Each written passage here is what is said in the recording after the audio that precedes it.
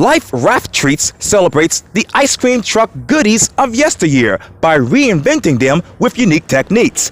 I talk with Cynthia Wong, the founder and CEO of Raft Treats, for this edition of Quintin's Close-Ups. And if you haven't already, subscribe to my YouTube channel and like Quintin's Close-Ups on Facebook. Cynthia Wong, welcome back to Quintin's Close-Ups. Thank you so much for having me, Quintin. Well, I appreciate it greatly. I know that obviously Raft Treats was obviously founded by you, a six-time James Beard Foundation Award semifinalist for Outstanding Pastry Chef. And of course, now you are the founder and CEO of Raft Treats, which is really ice cream truck goodies of yesteryear, which you're reinventing them with humor and artisan techniques. Who is Cynthia Wong these days?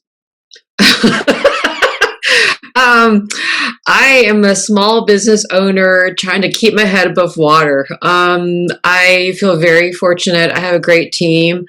I still really love what I do. I love working with my team. I am happy to get out of bed in the morning and go to work and work really hard. But you know, times are hard right now. Things are really, really expensive. We have not raised our prices, whether for wholesale or for our retail customers, because I just feel like I can't charge any more for ice cream, but you know, there's some things that we use that are double the cost of what they were before. Like sugar costs twice as much as it did. Cream costs almost double, things like that. So it's a little tough right now, but we're gonna weather the storm and get through it because we still love what we do. And at the what we call the ice cream factory, we really love working with each other. So we're lucky in that way. Oh, absolutely. Thank God for that. And you talk about obviously sugar and cream. How much of those prices hit your pockets? It's brutal. It's really tough. We have quintupled sales. We're selling 5 times as much this year as we did last year. But with everything going up in price, like the shipping boxes that we ship the ice cream across the country with through Gold Belly, those cost twice as much as they did before. The dry ice costs close to twice as much as it did before. So all that is kind of painful. But like I said before, we'll get through it. We're lucky. Yes, yeah. Thank God for all of your success there. Yeah. And you talk about those shipping boxes. Mm-hmm. How many of those have you shipped? Thus far, specifically right now in the middle of this COVID pandemic. Oh my gosh. I think we have shipped.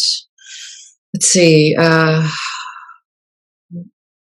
probably somewhere close to about, and I could be getting this wrong, about 30,000 boxes, wow. I think. I could be totally wrong on that, but I think it's somewhere around in there, yeah. And today, my team member, Brendan, and I, we made and completely finished about 4,000 pieces of not fried chicken, just the two of us, in about 6 hours. So we have a lot of fun. We work really hard. Working very hard. Yes. And you talk about working hard. Who is your target market with these 30,000 boxes that you're shipping, obviously around the world? Right. Just people who love food, who want something different. We're a lot of people's go-to for gifts. And it's kind of nice, when they order through Gold Belly, there is like a gift message. And when we, it's part of the whole shipping thing. And so when we put the message in the box with the ice cream, we see the messages. And it's kind of nice because sometimes, with the news and everything that's going on, it can seem like the world is really terrible, but people still really love each other. And they send these really nice messages saying, just thinking of you, miss you so much, wish we could hang out right now, but here's some ice cream, looks like chicken, and people are cheering each other up and making each other happy with this funny ice cream. So it's just for anyone who wants to kind of escape for just a minute or two with something nice and tasty. When you're working hard on getting these products out to your clients, how do you escape mentally? Like I said, I just really, really enjoy what I do, and I really, really enjoy working with my team and the people that I have there.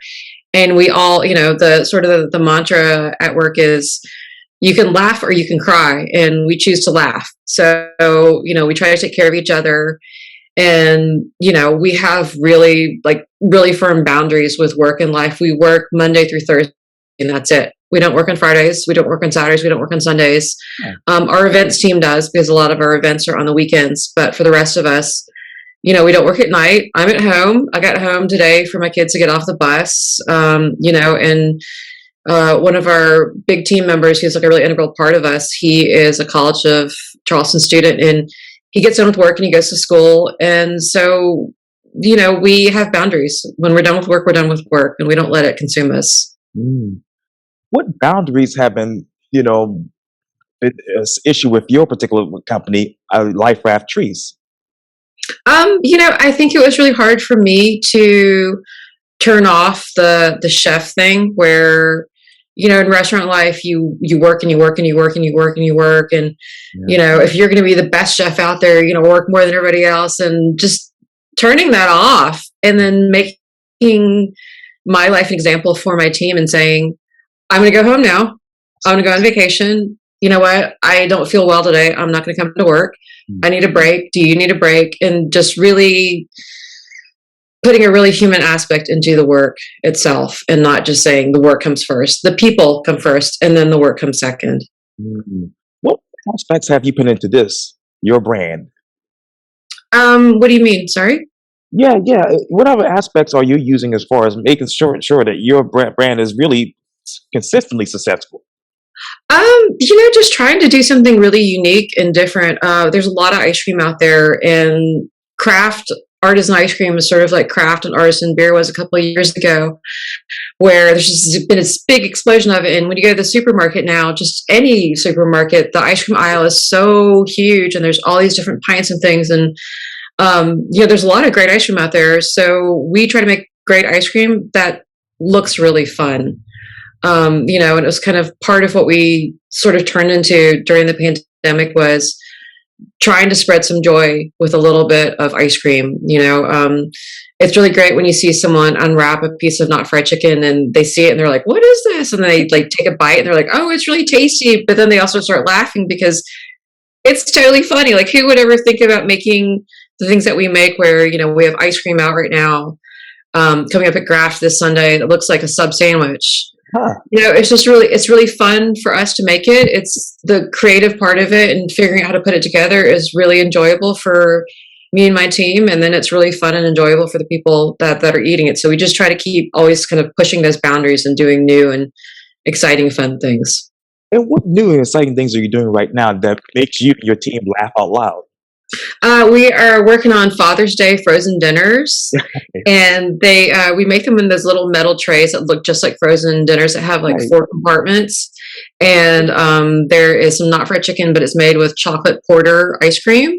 Mm. And then there's mashed potatoes, which are peanut butter ice cream with caramel and white chocolate, and some other things like that. And there's also peas and carrots that are ice cream topped with like little candies, like peas and carrots, Mm. and cream corn. And it's just really funny. Like when we're making it at work, we actually start laughing when we're making it because it's so silly. It's just completely silly, and it's just really nice to do things like that. And that people on the receiving end of it, when they get this as a gift or they give it, they get it for themselves. They open the lid of this container of this Father's Day frozen dinner, and they're like, What is this?" And they have a good laugh. Oh, absolutely, absolutely. And how do you, Cynthia, make sure that you get the great color, size, and shape and results for your products? We just have a really great team. I can't talk enough about them really. I have the ideas and they make the ideas happen.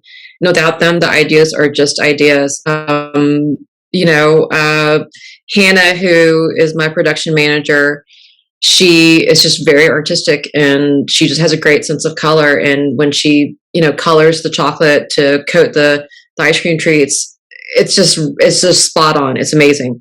And, they're just really good at what they do. And I'm just really lucky to be able to work with them. Yes, indeed. And obviously, it takes a lot of money to do all that you do successfully. How much money has Life Raft Tree saved by using local produce for these products? I don't know if we've actually saved any money using local products, but the local products are what helped us build our brand because the milk from Low Country Creamery is so incredibly good. And the fruit from Schuler Farms is so incredibly good. And peaches from Watsonia and the eggs from Story Farms, they're just better. It's just better. And so, to me, within certain boundaries, the ingredient cost almost isn't really the concern because it just can't not be the best it can be. And that's why the ice cream is so good, is because of all this fantastic local products. Yes, indeed. We thank God for the local products and Oh the my local gosh, yes. companies. Yes, Yes, indeed. for I sure. totally, absolutely. And you talk about those ingredient costs, Cynthia. What were those ingredient costs 2 years ago, before the pandemic? Oh my gosh.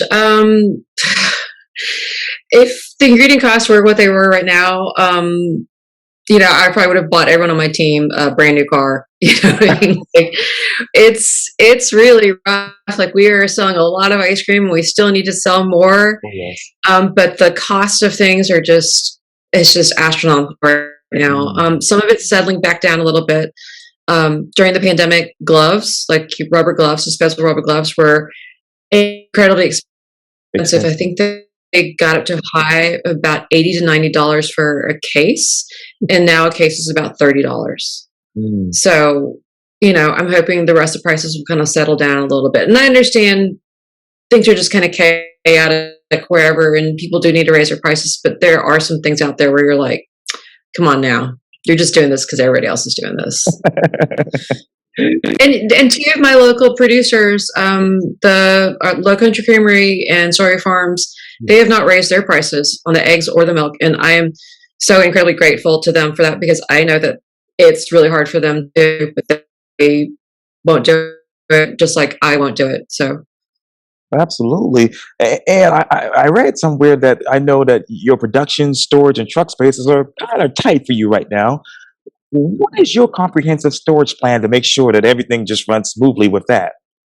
we actually just expanded our space. We Last year we moved into a 2,500 square foot facility that was just about turnkey. It used to be Paolo's Gelato's facility and showroom, and so it was a pretty easy move in to just get started.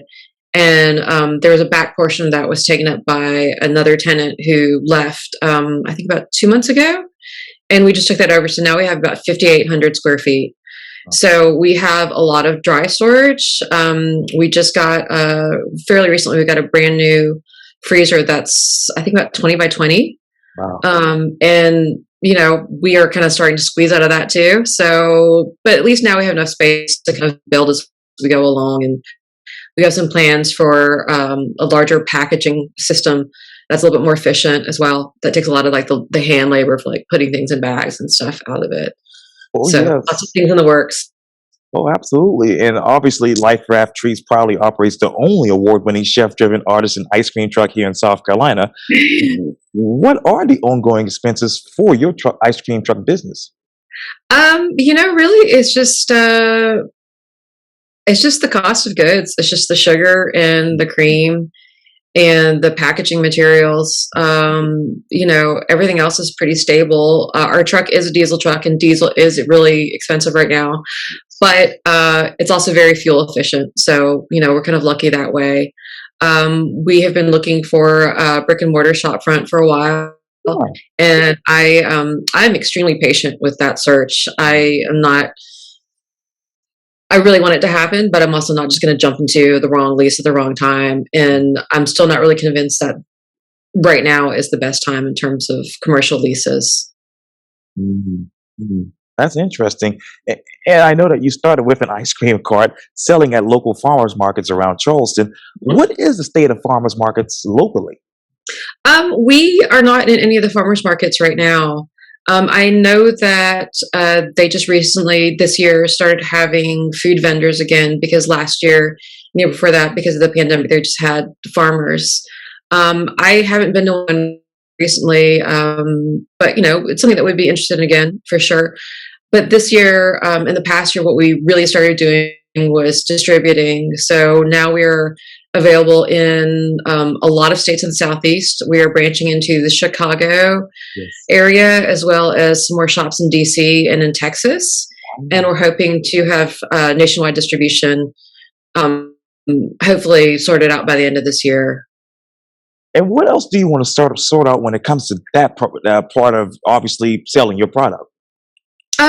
Just really the nationwide distribution would be great. There are some shops in LA that have been wanting to carry our product for a while, and we're like, sorry, we can't get it out there yet. So there's that, and just scaling up the ice cream production. It was still made with a lot of love and a lot of care, but we're kind of at the point where we're starting to need larger equipment and more efficient equipment for packaging and freezing. Oh, yes, absolutely. And what type of equipment would be ideal for your products?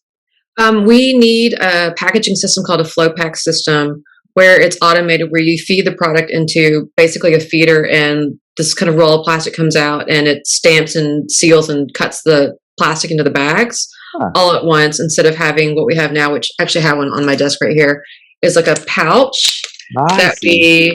we put the food into the pouch, we put the ice cream into the pouch, and then run it through a sealer. And it's a lot of manual labor that isn't something that, at the stage we want to spend the labor on that. We want to spend the labor on making something beautiful rather than sticking in the pack and then running it through, whereas the machine just kind of stamps it out.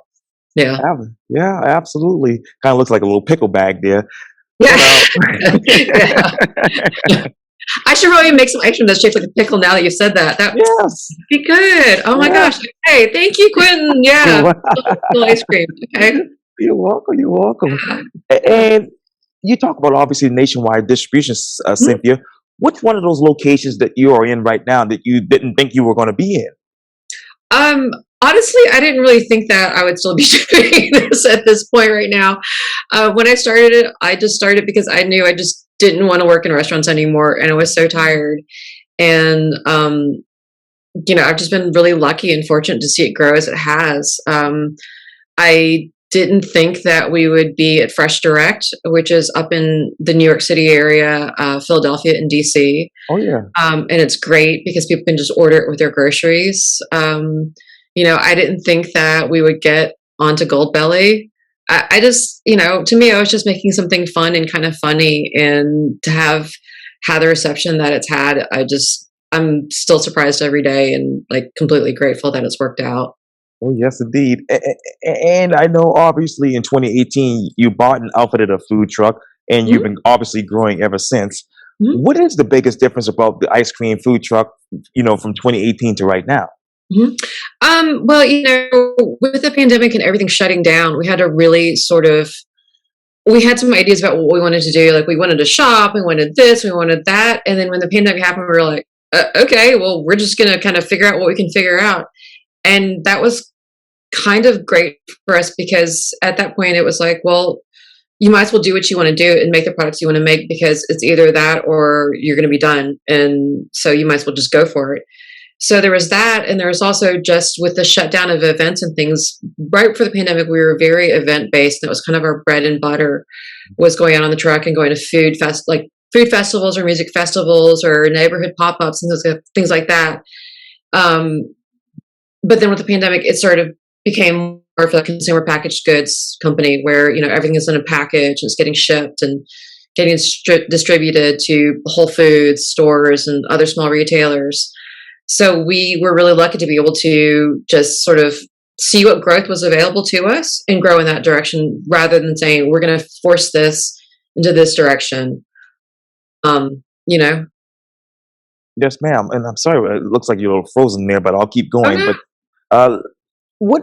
This might be a redundant question, but what direction do you want to go next?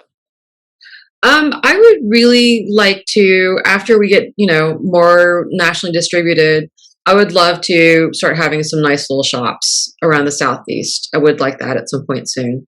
Wow, and Charleston be your home base. Yes, yes. It's nice here, you Yes, know? Yeah. absolutely.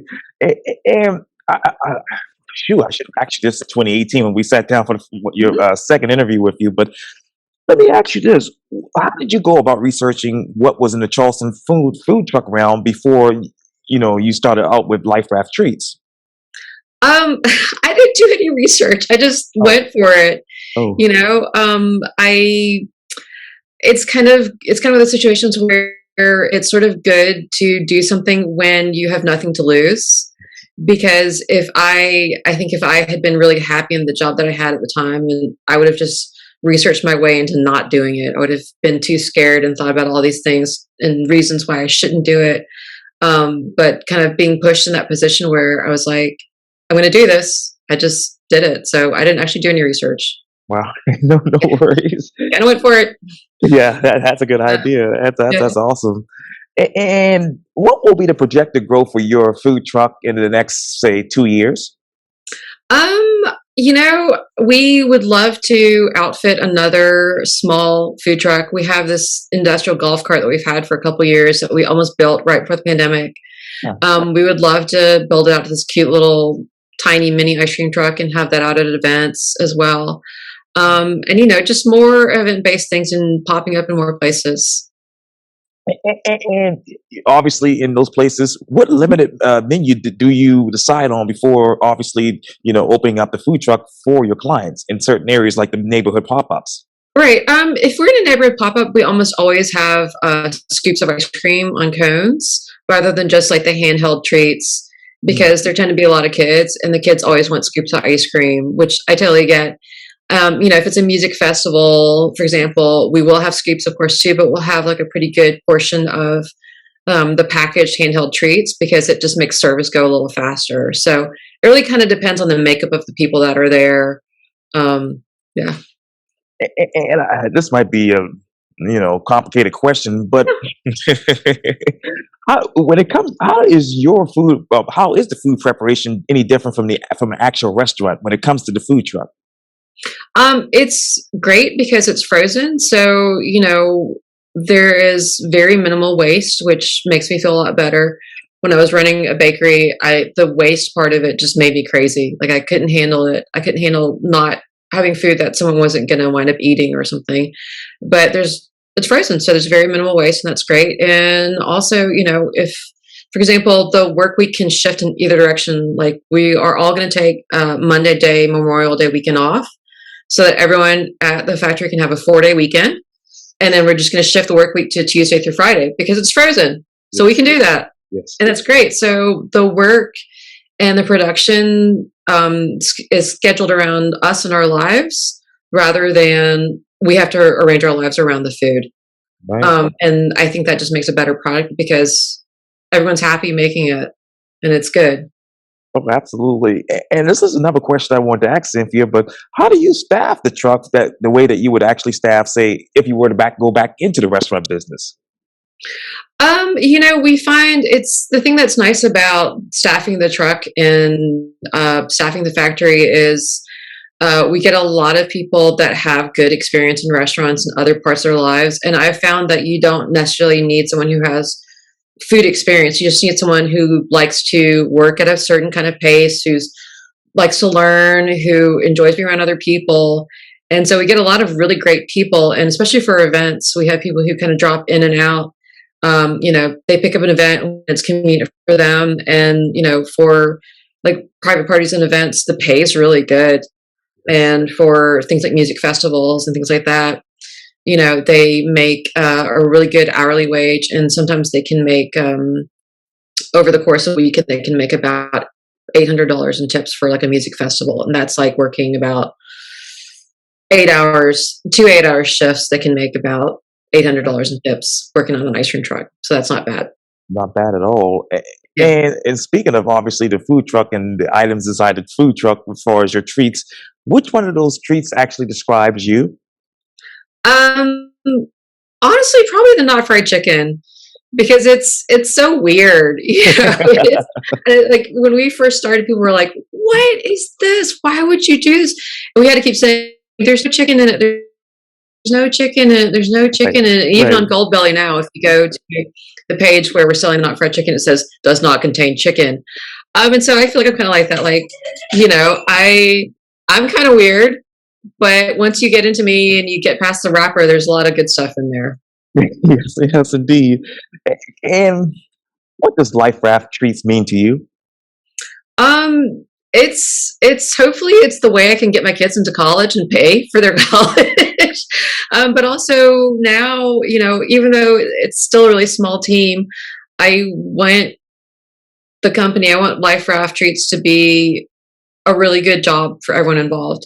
there are some people we have there that I think are going to be there very long term, and I want to have a future for them where they no longer have to work on their feet and they can be more creative, and hopefully we'll have like a six-figure job for them at some point in the future. And then we have other people where I hope it's a really good job for them right now. I hope that they can feel good when they're at work. It helps them pay their bills. They have a living wage, and it's just I think of the company now as like this big umbrella, and I want a bunch of people under it that I can kind of protect and sort of shelter. Being a mom and being a little bit on the older side, I mother everyone to death at work, and you know. Absolutely. And we're here in Charleston, obviously. Which one of those ice cream treats that you want to create that you haven't created just yet? Um, I had this really weird idea this summer. I mean, this spring. I really wanted to make ice cream that was kind of like Dippin' Dots, but not Dippin' Dots per se, but like little bits of ice cream. But I wanted the ice cream to look like river stones, Yes. and I wanted them to be rhubarb sorbet and English pea ice cream, and you would eat them together, kind of like you would eat Dippin' Dots together. Right. So I tried it, and as I was going along the stages of it, I was like, I think this can work. I think this can work. But then when it came to the point where I was spraying them with tinted white chocolate to make them look like rocks, it suddenly went really wrong, and they looked terrible. And Oh, yeah, but it was really fun. It was a really fun project to try to get out there. And, sometimes I find myself wanting to do things that I don't know how to do that yet. And the rocks were one of those things. So as we go along, I start to learn a little bit more about what I'm doing and how I should do it. That eventually, I start to figure these things out. Like I've been thinking about the ham sandwich that we did last year. I've been thinking that for about 2 years, and then I finally figured out how to do it, and that was mm, that was pretty fun. And just about 2 weeks ago, for a wedding, we made a custom ice cream sub sandwich. It was 90 inches long, and it looked like a sub sandwich. And we had this big table at the reception, and we put it out on the table. And people came over and they said, "Is that a sub sandwich? I thought the food had already been served, and why are you putting a sub sandwich out?" And we're like, "It's ice cream." And they said, "No, it's not." I said, "Oh yeah, it is." And they're like, "Oh my god, it's really ice cream." yes. So that kind of thing is just really fun, and we hope there's more of it. Oh, yes, absolutely. To be continued. Absolutely. Yes. Well, Mhm. Cynthia Wong with Life Raft Treats, thank you so much for your time. And Thank you again, so much, Quintin. yeah, thank you. And welcome Yeah. back to Quinton's Close Ups. Thank you so much. Take care. You too. Bye bye.